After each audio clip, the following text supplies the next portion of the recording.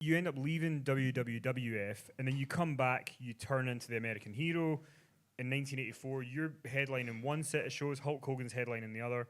Was there ever any competition with you and Hogan in 1984 that you're both almost competing for the same spot? You're both the top guys. What was that like, your relationship at the time? Well, I didn't have any competition. I just was happy with what I was doing. I was making a pretty good living, and I got so above, as Vince McMahon Jr. said to me. He said, "You're more popular than Hulk Hogan." He said, "So I'm going to put you with the Intercontinental Champion, and you're going to wrestle one show, and I'm going to put Hogan and the Tag Team Champions on another show, and we're going to do two shows a night." That was like a medal, putting a medal on your chest, because that wasn't ever done, where they could run two shows in the same night.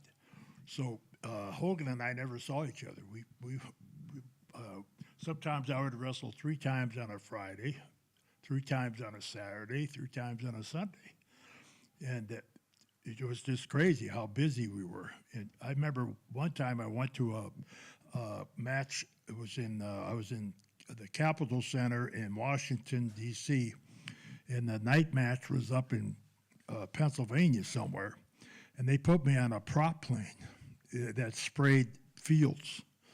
It was just me and the pilot, and I just barely had room for my bag, and we're flying to Pennsylvania, and I'm looking down and I'm thinking, boy, this is the life. Here I am in this prop plane, thinking, what happens if this thing goes down? I'm gone, but that's the way it was. And we were on fire, as they say. And Hogan and I never really saw each other, talked to each other, but we were making WWF a whole lot of money. That's for sure. Do you remember at that point, did you overhear Vince McMahon having a lot of conversations about taking the company national or going international? What were those conversations like? What were his aspirations? Well, his first thought was to get all the other wrestling leagues together and do a worldwide wrestling thing. But he just wanted to have his name on it, World Wrestling Federation at that time. But he wanted to have everybody join him. So he went to each promoter and said, why don't we get together, be a team, and we'll be going all over the world.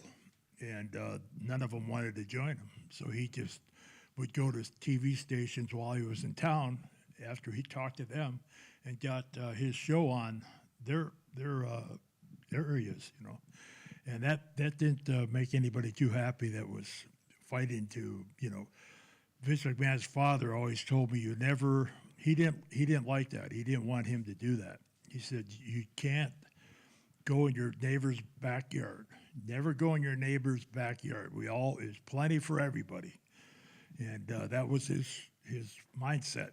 So when his son was, had this idea, he kept saying, Vinny, don't do that. Don't do that. You're going to make a lot of people upset, which he did.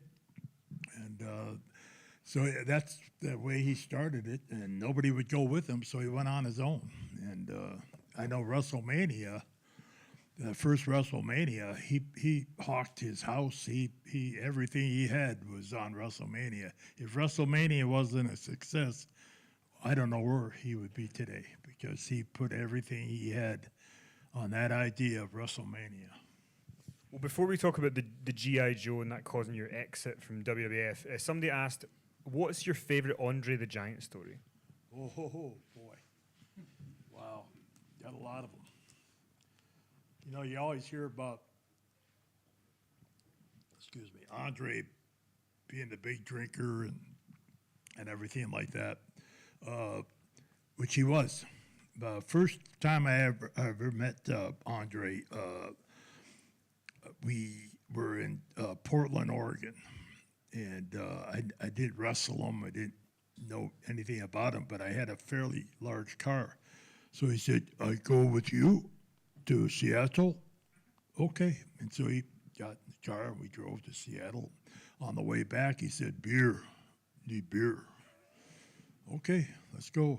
stopped about every 100 miles. I'd have to stop and get another case of beer, and Andre was drinking them left and right, and he was quite the drinker. But I think one of my all-time favorite stories of Andre was I went to his house. My wife and I were invited to his house in Ellerbe, North Carolina, and Andre had bought this 10-acre farm and ended up buying 90 more acres, so he had 100 acres, and he tore down the building, the house, and built it for his size.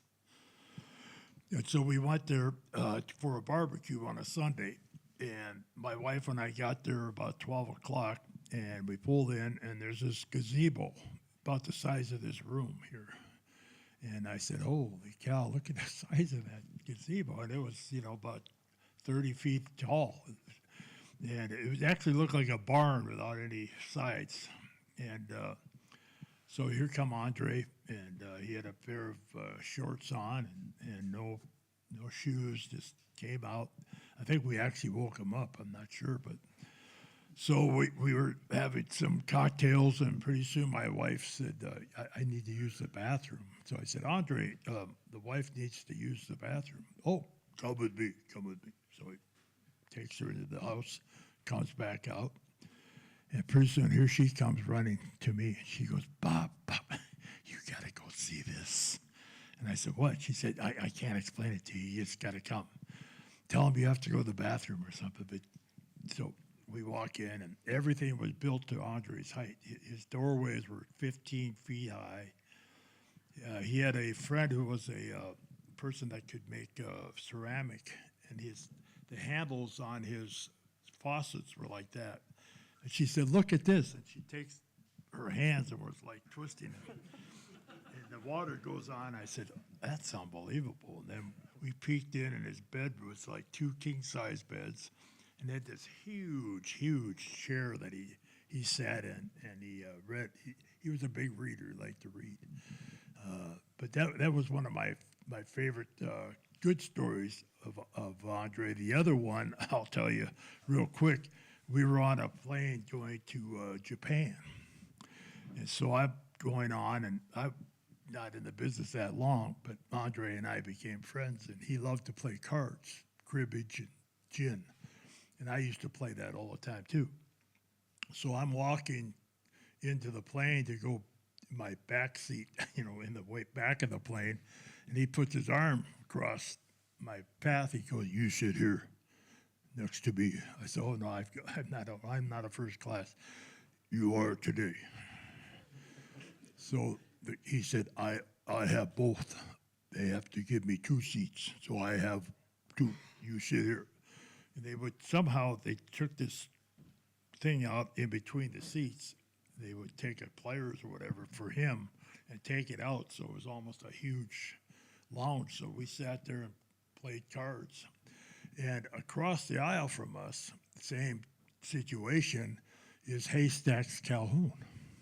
I don't know if anybody knows Haystacks Calhoun. There's a Haystacks from here in England, I believe it is. I met him one time, and he was not quite as big as Haystacks Calhoun, but Haystacks Calhoun was like almost 700 pounds. And so he and Andre didn't get along at all, I guess because of their size. I'm not sure what it was, because of a lot of battle royals that they did.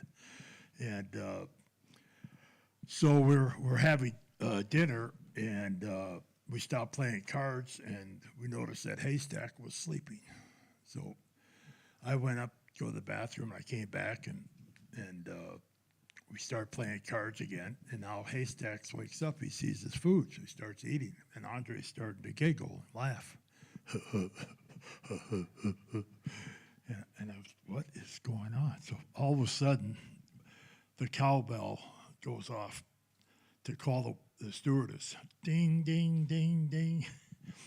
And the stewardess says, yes, can I help you? He said, excuse me, ma'am. He was from the southern part of the States. Excuse me, ma'am. I've got to go to the bathroom. Oh, well, it's right up here. He said, I don't fit in the bathroom, honey. I can't get into the bathroom, but I need to go, and I need to go real bad. And she's kind of panicking, like, well, what do we do? So she runs off, and here 3 or 4 more stewardess are coming, and he said, please, I got to go to the bathroom, So they take off. Here comes the captain. Sir, what is it? I have to go to the bathroom, and I got to go soon. So they take these plastic bags, and they cut them, and they make a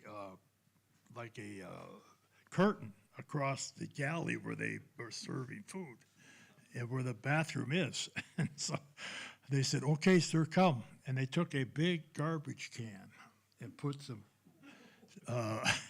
plastic in that. And here he waddled up there, and the next thing you heard was, I mean, it was ungodly. And you could hear him go, oh.